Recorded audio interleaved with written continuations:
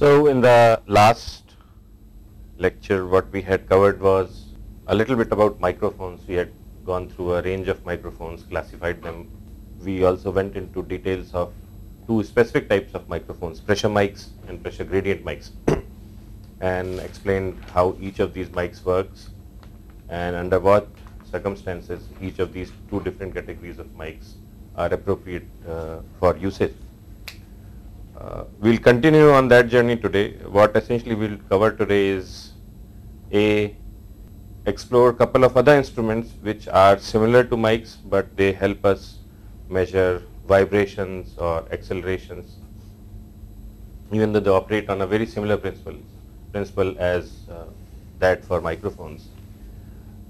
Following that, what we will do is we will do some numerical calculations and manipulations on a term called microphone sensitivity, and also on the decibel scales. How do you add up decibels, subtract decibels, and so on and so forth. So that is what we will cover today. Essentially what we are doing is, we started with physical acoustics. Now what we are doing is trying to figure out the electroacoustics part. We covered loudspeakers. Now we are covering microphones, which help us measure sound levels. And then maybe in later part of the course, what we will go for is controlling sound, dampening it or reducing the sound levels. And that relates to not only physical acoustics, but also a little bit about psychoacoustics. So what I'm going to start with is an instrument called seismometer. And like a microphone,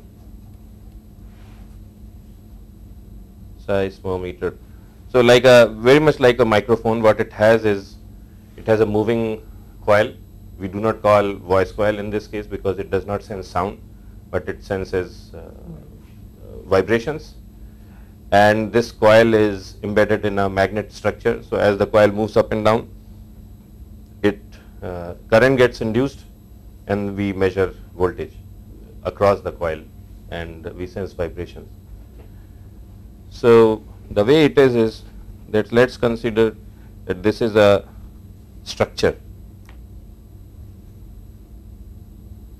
and it is rigidly connected to ground, and let's say the vibrations in the ground are Y. The construction of seismometer is something like this. So I have a motor structure,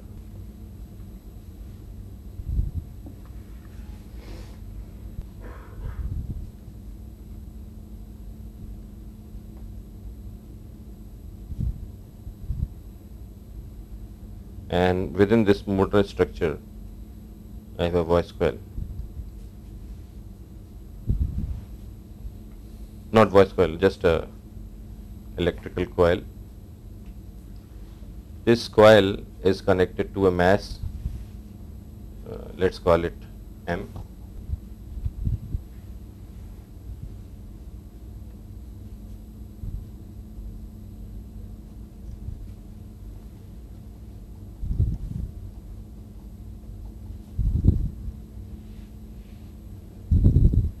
And the mass is connected to the outside frame by a spring of stiffness S, and we could also have some dampening,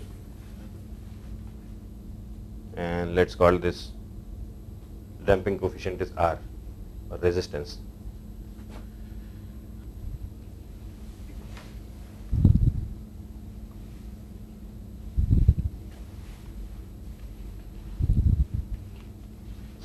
So what you have here is that through this motor structure, magnetic flux cuts. This is how magnetic flux moves.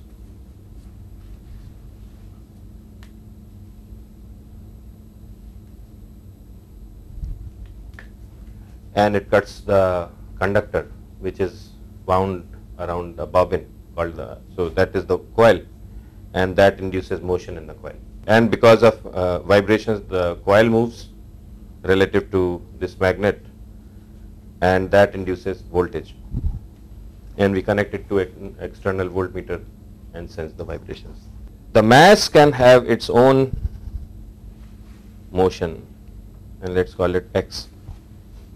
And x may not be necessarily same as y because of these stiffness elements, which may not be infinite in number. So if s is infinity, then x equals y. Otherwise, x may not be same as y. Let's define a term neta equals x minus y. It could be of this form, e j omega t times a constant neta o. The question is that if I can measure this term through voltage, because that's what the voltage will get translated, is a reflection of this x minus y. How can I figure out the value of y? I'm interested in how much the structure is moving. So that's what we'll do. From equation of motion, we know that mx double dot, mass times acceleration, equals minus s times the relative displacement or the compression or tension in the spring minus the viscous force. And from 1 we can write x equals eta plus y. So if I put that back into 2, what I get is m neta double dot plus m y double dot equals minus s eta minus r eta dot. I can rearrange this entire equation and write it as my double dot equals mass times neta double dot plus the damping force plus the force due to the spring. And if I have y of the form y equals y naught e j omega t, then what I get is basically my left side becomes m omega square y naught e j omega t equals this entire term. Right. Now in reality, y does not have to have this exponential form. It can be any complex signal which could have any shape. But we know from Fourier transformation principles that we can break up any complicated signal into a Fourier series. So if I have a solution for this, I can use that in understanding to decompose any incoming excitation into a sum of different waveforms. This is my equation. I label it 3. And if I do a little bit of math on this, I am skipping a few specific mathematical steps, operations. What I get is relative velocity neta naught equals m omega square y naught e j omega t minus alpha over m omega minus s over plus r square, and this entire thing is under the square root sign. And what I have done is here is I have introduced a new term alpha, and basically alpha is tan inverse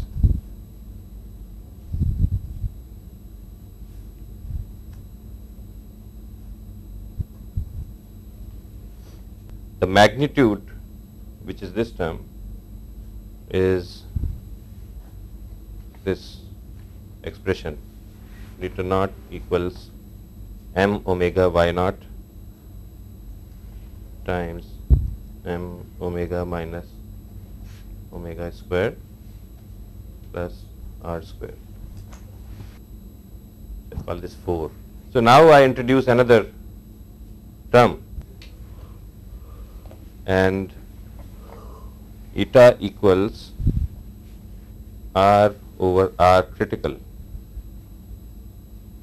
R critical is my electrical damping frequency, and this is essentially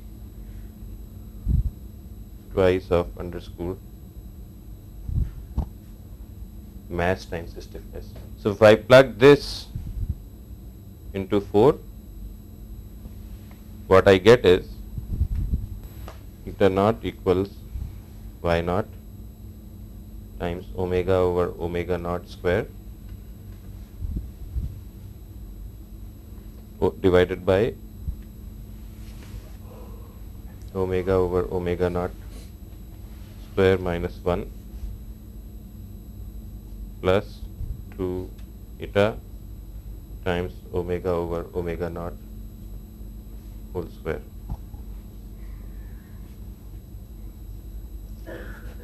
So I understand that I have skipped a few mathematical operations. Sir, what is place R critical? So if you remember, in one of the very early lectures we had said that there's a critical damping that is associated with this R critical. And then omega naught is the Omega naught is essentially stiffness over mass, whole thing under square root. Okay. So what I have here is an expression of neta and y naught in terms of omega, right? And this factor which relates to damping. So what I'll do is I'll now plot this relation. So what this is telling me is how the magnitude of neta and y naught are related, right? So what I'll do is I'll construct some plots. On my x-axis I have this parameter omega over omega naught, and on my y-axis I have neta naught over y naught, and this is a linear scale. So all the curves for, and what I'll do is I'll construct different curves for different values of eta, this term. So for all these, all the curves start from origin, because when y naught is 0, then eta naught is 0 identically.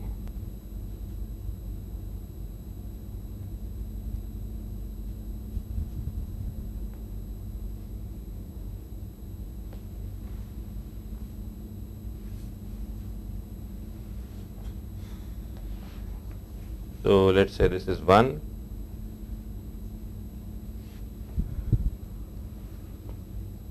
So these are very standard curves, and what the curves look like is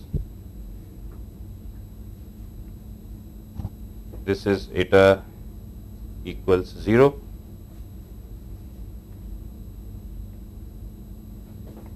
and then it again comes down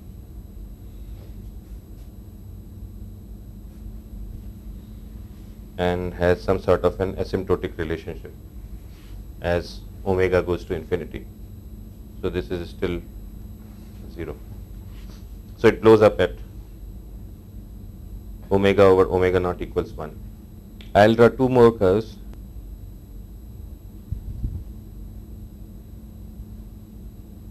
This is eta equals 1, and I'll draw third curve.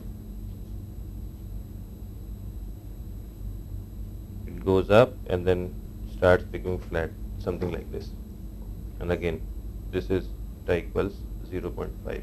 So for value of eta equals 0.78, it will lie somewhere between green and blue curves, right? So what we see here is that eta, if it is in this range, 0.7 to 0.5, essentially we get a fairly flat frequency response once my omega divided by omega naught is above somewhere 2, and omega over omega naught is 2. I get a flat frequency response. So this seismometer will have essentially have a flat frequency response for, if I set the damping coefficient, this value of R, in such a way that eta equals 0.7 in that range, and if my omega over omega naught exceeds 1, or in the actually 2, then my response curve will be fairly flat. So that is the magnitude part. What else are we missing? There could be a phase also. There's a phase relationship, and ideally we would like that whatever excitation is coming in, which is y, it is in phase with whatever we are measuring, which is neta, right? Otherwise, for each particular frequency, we'll have to fix a specific phase correction factor. So ideally we would like to have constant, zero phase difference for all frequencies, or if we don't have zero phase difference, then as a second best solution, it should be constant, right? So what we will now do is we will plot the phase value. Let's say tan beta equals -1 over tan alpha. But even before that, this relation, what we see is the phase difference between neta dot and y is alpha, right? So the so between neta dot and y, I have phase difference of alpha. And if I integrate neta dot, I get neta, and then between neta and y, my phase difference is alpha plus pi over 2, right? Given that we define this term, beta equals phase difference between y and neta. So beta equals tan inverse r over s divided by omega minus m, times omega, and this is tan inverse 2 eta omega over omega naught divided by 1 minus omega over omega naught, the entire thing squared. So now what I'll do is I'll plot beta as I vary eta for different values of omega.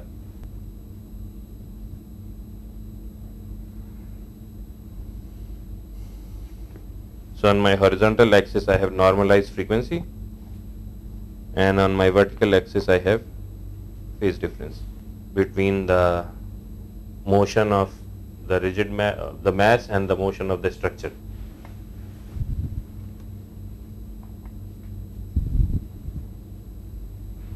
Pi over 2, 0, 1, 2, 3, 4. So when this thing is 0, eta, then my beta is basically pi.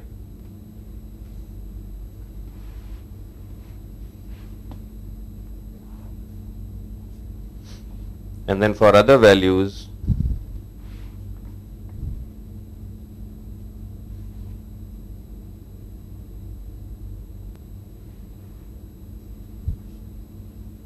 I have an inflection point, or so this is eta equals 0.5,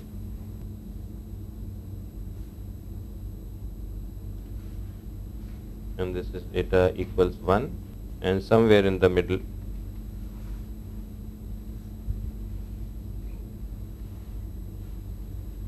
eta equals 0.7.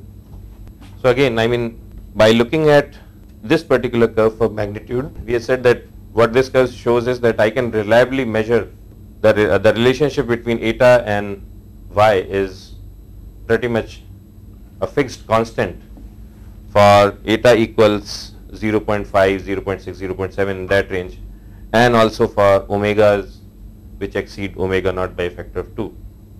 What this curve shows is that, let's say if I pick up eta so anywhere between 0.5 and 0.7, I have a fixed phase difference which is a little less than pi, and if I keep my omega divided by omega naught above a ratio of 2, then that fixed constant is same for all frequencies. Based on this, I know how to calculate the phase difference between source excitation and whatever the instrument is measuring, and also I know how to translate that voltage into the actual displacement. One thing in this picture what I have not shown is how is eta connected to voltage. That relationship has not been explicitly defined. But in our earlier classes, we had shown that this BL term connects the velocity with the voltage. So we can use similar transformation relationships and figure out, develop the entire electromechanical model. What here we have talked about is just the mechanical portion of it. So that was a seismometer. What we'll talk about is now how the same device could be also used as an accelerometer, and it helps us measure accelerations. Neta naught equals y naught second derivative, and I'll define what that term means, divided by omega square over omega square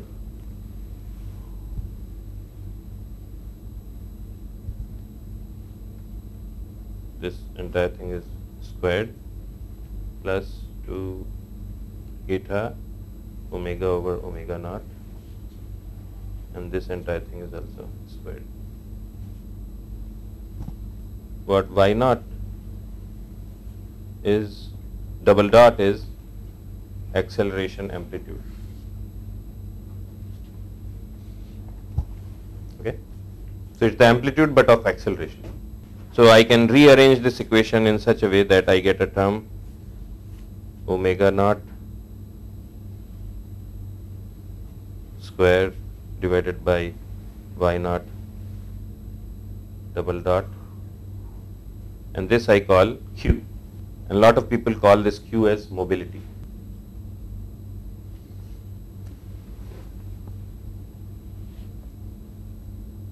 And the the radical sign, the terms are same, so I don't have to repeat. So now if I plot this equation, q on the vertical axis versus normalized frequency, and this is what I get. So what I'm plotting here is q. On the horizontal axis I have normalized frequency omega over omega naught. So that's my q equals 1.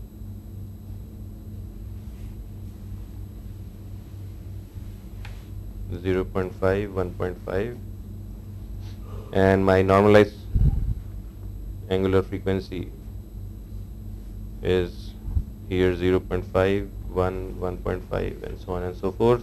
So in this case, all the curves start from when omega is 0, q is identically 1. So all curves start from here. So we are interested in finding acceleration. So we must plot 1 over q instead of q. Yeah, you can do that. But what you will measure is the neta naught, right, through the voltmeter, and that you have to convert it into acceleration. So what we are trying to do here is essentially see again where is the response curve flat. That's all we are trying to do.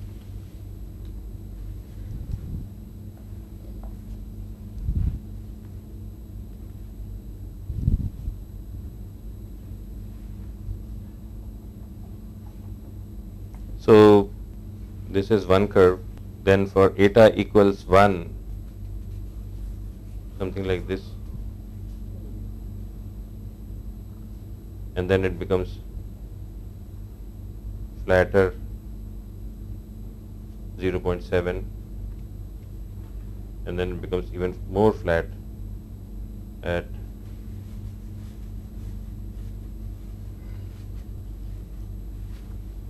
and then if I reduce my eta further, then it becomes something like this,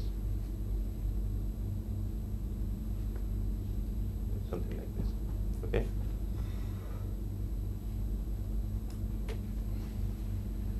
So what this shows is essentially that the operating range for the accelerometer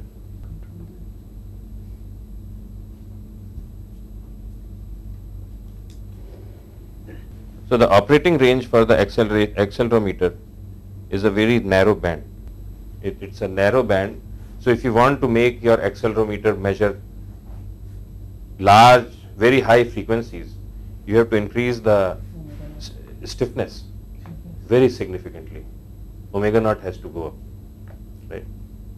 That is what a lot of accelerometers do. They try to increase the stiffness as high as possible.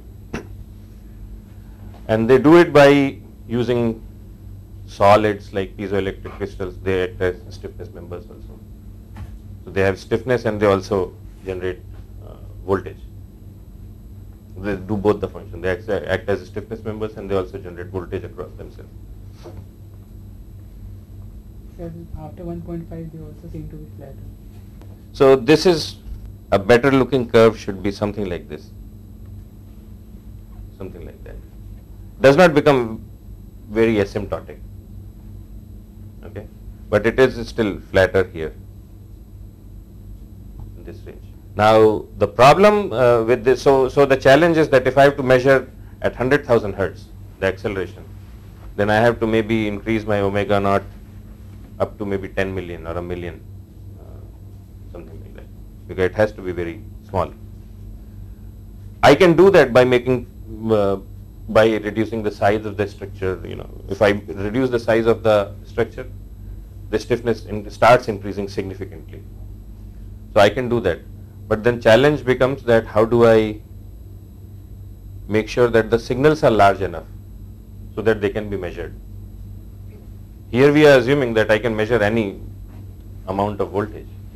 It could be millivolts or microvolts or nanovolts, but my sensitivity also starts decaying very fast. So that is the challenge.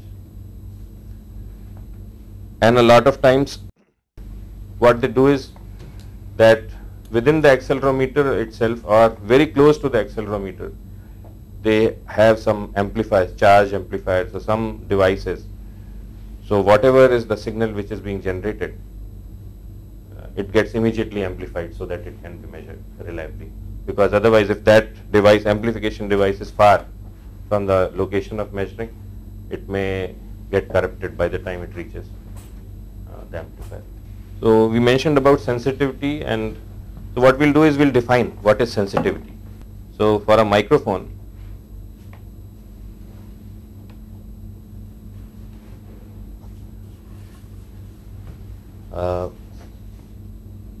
we want a flat frequency response, which essentially means that for a large range of frequencies, the response curve is flat, you know, and we also want that it should be sensitive enough. If it has very low sensitivity and a very flat frequency response, it may still have limited use, because then it starts becoming difficult to measure the signals generated. So if you go to small microphones, very tiny small pressure type of microphones, they have very flat frequency response, but their sensitivity is very low. If you make the microphones large, because of this lambda over 2 pi factor, their frequency range becomes of a limited width, but their sensitivity goes up. So it's an interplay. My sensitivity, let's say S, is electrical output divided by mechanical input, which is your pressure in this case, right?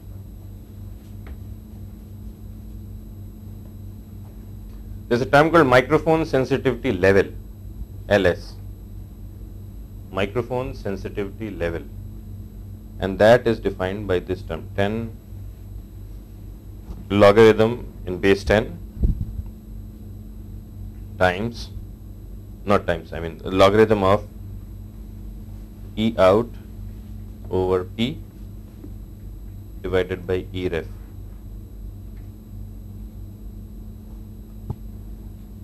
And I can make this 20 log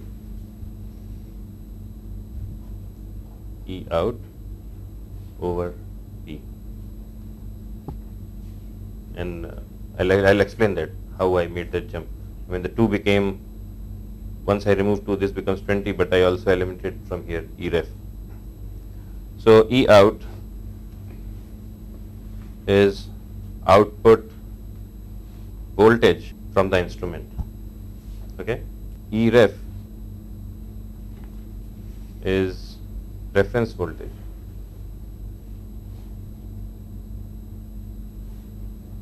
And typically it is 1 volt for, if my incident pressure is 1 microbar. 1 bar is 10 to the power of 5 pascals, which is 1 atmosphere. 1 microbar is 0.1 pascals. So E ref is a reference voltage, and it's about like 1 volt for incident pressure of 1 microbar. So because of that, E ref goes away. And then P is RMS pressure. It is not peak pressure. RMS pressure on microphones in microbars. So it's not in pascals, but it is in microbars. From this relation, I get E out equals pressure times 10 to the power of Ls divided by 20. We also know that SPL, sound pressure level, is 20 logarithm of P divided by P ref. So which gives me P equals P ref times 10 to the power of SPL divided by 20. And my P ref, its industry standard, is 2 times 10 to the power of minus 5 pascals. So from this what we get is P, and I'll make it explicit in microbars, equals 2 times 10 to the power of minus 4 times 10 to the power of SPL over 20. And if I plug this back into the original equation, 10 to the minus 5. there's this 10 also. P ref. Yes, but then it also gets multiplied by 10. So 10. 20 microbar. So 10, where will 10 come? Hmm? The 10 in raised to the power SPL by 20 is there. No? It is not alone. No, it is, It will be 20 microbar. because we are doing in microbar, so because of, so there's a factor of 10, right? So that, because of that reason it becomes 2 to the power 10 minus 4. Let's call that equation 2, and this is my equation 1. So from 1 and 2 what I get is E out equals 2 times 10 to the power of minus 4 times 10 SPL over 20 times 10 to the power of Ls over 20, or E out equals 0.0002 times 10 to the power of SPL plus Ls over 20 volts. And one thing I omitted earlier was that the unit of this is decibel voltage over microbar. They are not of the same decibel voltage over microbar. So we'll do an example. So let's consider microphone.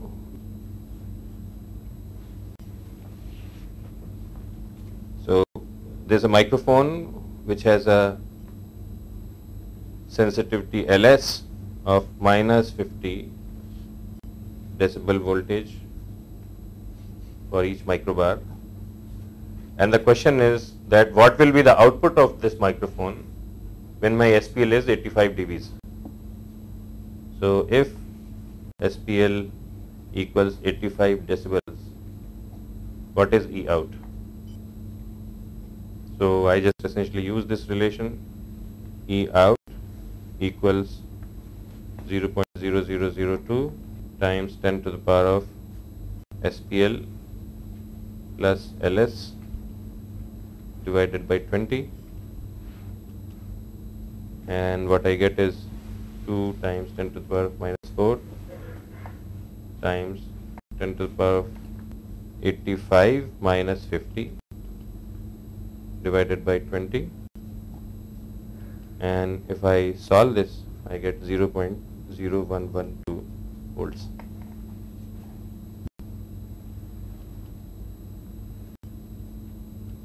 .2 millivolts. SPL and LS are different units, so how can we subtract or write them?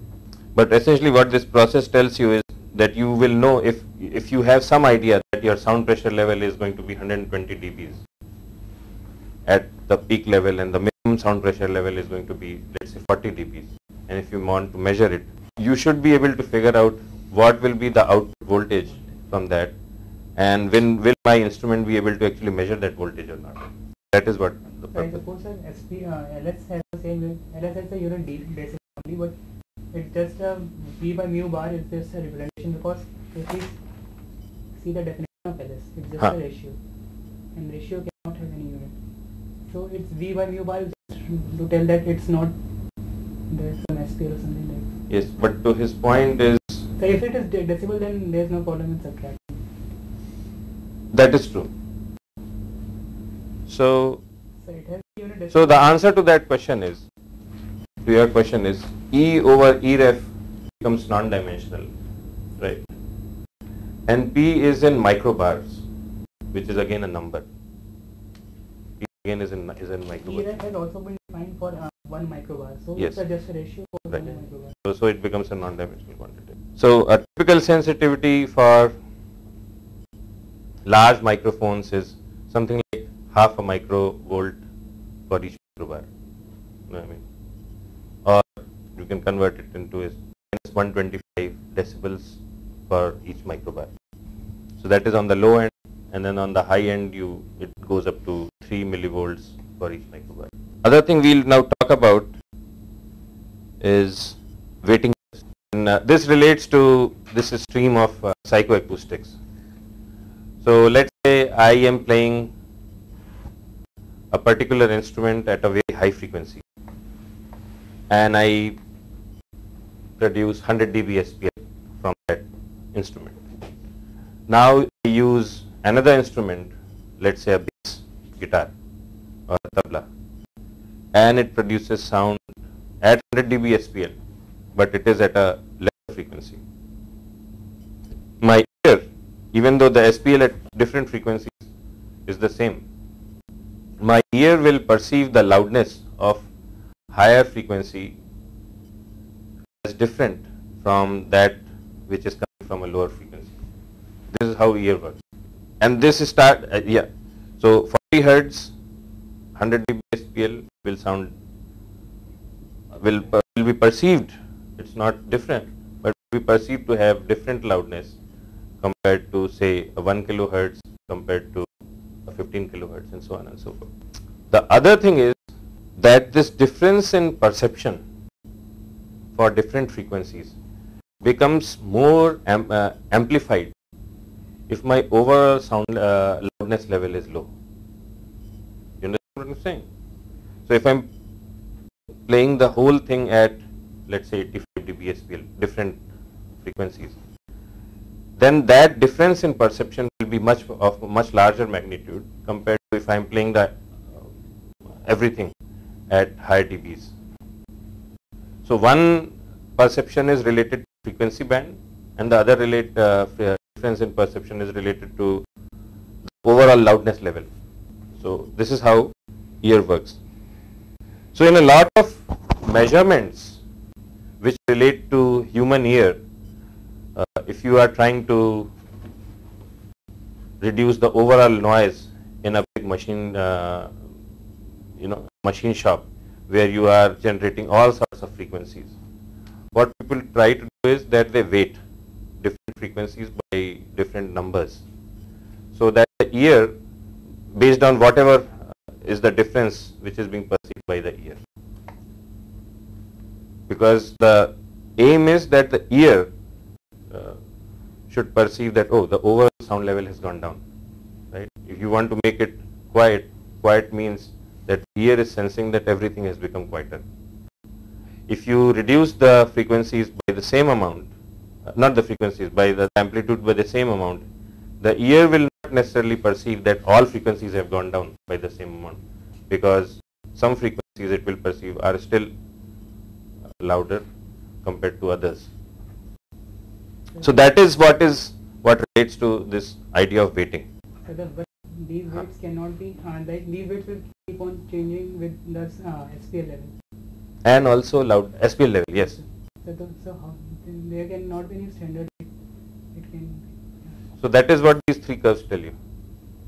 So you have this A weighting level is in blue. Okay. Then you have this yellow curve, which is B weight level, and then you have this C weighting level, which is in red. So A weighting curve basically is used for sound levels in general which are less than 55 decibels. Then your B is used for 55 to 85 dBs, and C is used for 85 dBs, in excess of 85 dBs. And there's also a D weighting level and a Z weighting level. Z is not shown here. We'll talk about that a little later. But it's important to know that in industry, when you measure sound, people say, oh, what kind of weighting level you used? A, B, C. So you should be able to know what is being talked about. Now, the most prevalent weighting level in industry today is A. Most prevalent is A. Because as you see, in case of C, which is in red, it's pretty much flat across a very wide spectrum, from let's say 30-40 hertz to 5,000 hertz. It's pretty much flat.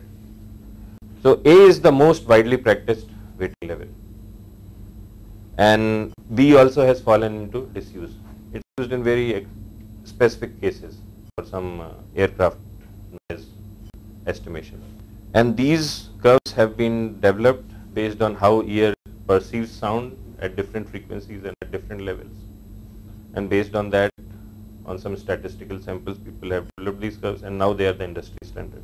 And a lot of environmental agencies, say in India or in United States or in Europe, they actually enforce that if you're trying to solve noise-related problems, you have to weight your measurements based on some of these curves. So that is the purpose. You also see that there is this D weighting level which is in black,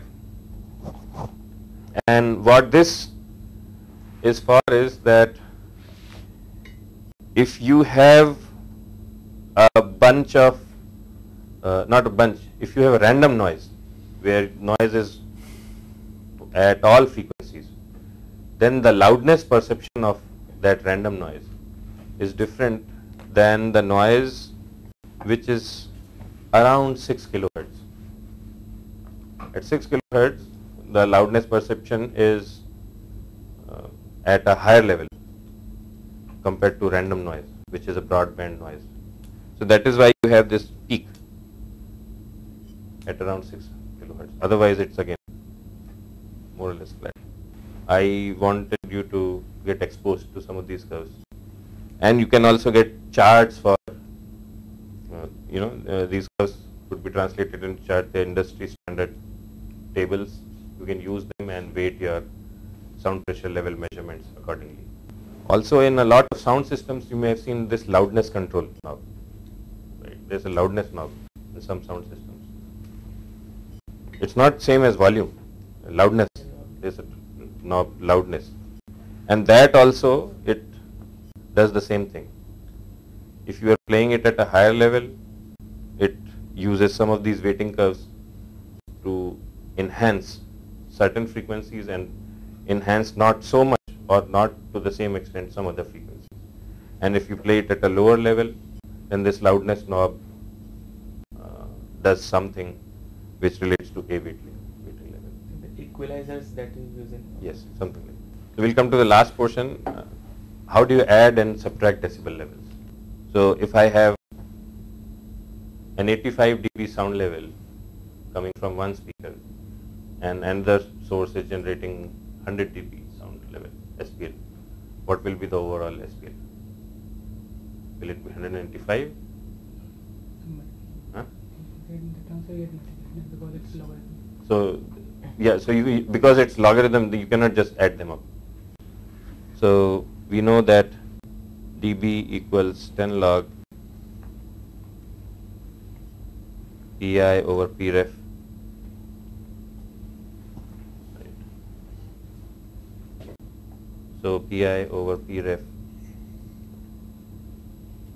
equals 10 to the power of dB SPL over 10.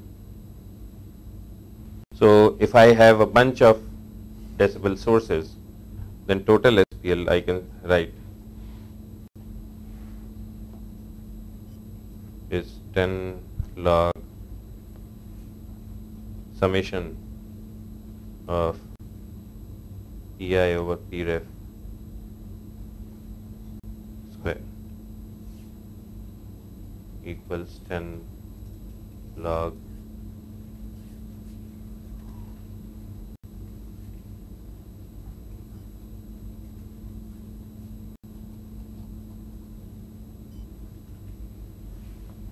So this is fairly straightforward, right? A question here could be, here what I am doing is I am basically using this 10 log relationship. But what I could also do is, I could remove this 2 and make this 20, right? Will that be an appropriate thing? Because I'll get a different number. Will that be right or will that not be, will that be incorrect? Which one? You'll only have one correct answer. So is this the right way to do it, or is that where you eliminate this power of 2 and put that into this 20, on the other side of the equation? Will that be the right approach, and why would that be the case? Because you have defined dB in such a way. But mathematically you can do this. Yeah. Mathematically you can do this. Decibel, if you remember in our original definition, is a ratio of energies. It's not ratio of pressures or ratio of velocities. It's ratio of energies, right, or power. And energy is directly proportional to V square or pressure square or displacement square of displacement, and so on and so forth. So I am basically, when I am adding decibels, I am adding up energies, total energy. I am not adding up pressures. So that is why eliminating power of the power number and putting it on the other side of the equation will be invalid, because that does not help me add energy levels. So we'll do an example. Let's say I have 3 sources, 96 dBs, 87 dB and 90 dB, P1, P2, P3. So what is the total SPL? So total SPL equals 10 log of 10 to the power of 96 over 10 plus 1087 over 10 plus 10 to the power of 90 over 10, and that gives me 97 dB. Gives me 97 dB. So it's just an increment of 1 dB. Similarly, if I have to do subtraction,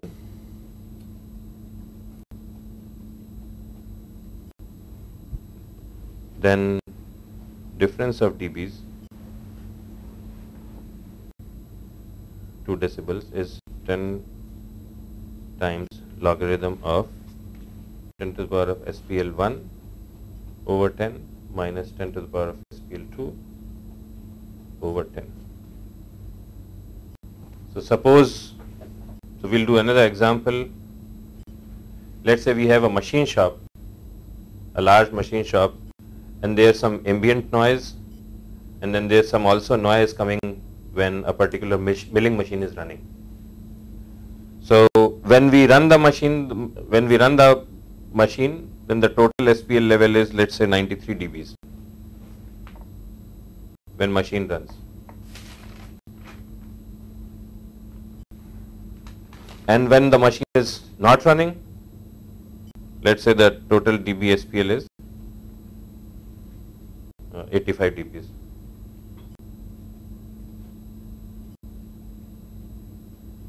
Not running. So a logical question could be, what is the overall contribution of the machine right, to the overall noise level. So SPL due to machine is 10 log 10 to the power of 93 over 10 minus 10 times 10 to the power of 85 over 10, and this gives me 92 degrees. So these are very, I mean, it does not become very apparent right away, and a very prompt answer would be what, 8 dBs, but the numbers are significantly different. Another example. So if I have, this is the most common usage, that you take a measurement in any experiment, its value is V1, then you take 4, 5, same type of measurement, V1, V2, V3. You want to be sure that the measurement is right? And these measurements will be different. Each time you do an experiment, the measurement will be different. So what is the average value? Now in linear systems, we just add V1 plus V2 plus V3, the entire thing divided by number of measurements. But here averaging requires a little bit different mathematical operations. So average SPL equals 10 to the power of log 1 over n, I equals 1 to n, 10 to the power of dB SPL over 10, ith value. So it's 10 to the power of 10 times logarithm of this entire expression. So another example I'll do is, let's say my 5 measurements are 96 dBs, 88 dBs, 94 dBs, 102 dB, 90 dB. Then my average SPL equals 10 to the power of log, 10 times logarithm of 1 over 5, 10 to the power of 9.6 plus 10 to the power of 8.8 plus 10 to the power of 9.4 plus 10 to the power of 10.2 plus 10 to the power of 9, and that gives me 97 decibels. So each of these operations are important. They have practical usage. There are cases where you will be expected to subtract contribution of source A from source B. There will be cases where you will have to take averages. There will be still some other cases where you have to add them up, and you have to be aware that when you are manipulating decibels, then the rules of the game are little different. The last point I wanted to cover very briefly are two terms: correlated sound and uncorrelated sound. So a correlated sound is essentially when you have a bunch of sources and each source is generating sound, but you precisely know the phase relationships for each frequencies coming from all of these sources. And also at a specific time, if source 1 is generating F1, then source 2 is also generating F1 frequency, source 3 is also generating F1 frequency. So then then the sound coming from all these different sources, and the phase difference is also same, and also the phase difference due to the variation of location is also not significant. Then you can add up their pressures. In practical applications, most of the sources of sounds which we have, they are not correlated. So you run a machine here, a person is talking, a bird is chirping, there is no correlation between these two sounds. So you have a correlated sound, P total correlated is essentially P1 times T plus P2 times T plus P3 times T, and so on and so forth. A good example of this could be, I have one speaker, I have another speaker,